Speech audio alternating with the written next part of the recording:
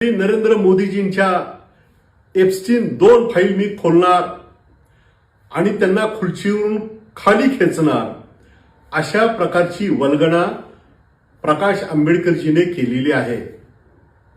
राजकीय ताकदीपेक्षा अधिक बात करणं आणि समाजाला गुमराह करणं हा प्रकाश आंबेडकरजीचा स्वभाव आहे। अशा पद्धतीने जनाधार वाढवण्याचा त्यांनी वारंवार प्रयत्न केला, परंतु त्या सर्व प्रयत्नामध्ये ते सपशेल अपयशी झालेले आहेत। प्रधानमंत्री नरेंद्र मोदीजी आणि राष्ट्रीय स्वयंसेवक संघाचे सरसंघचालक मोहनजी भागवत यांना शिवीगाळ करणं, अभद्र भाषा वापरणं हे प्रकाश आंबेडकरजी आपल्या विरासतला शोभा देणारं नाही।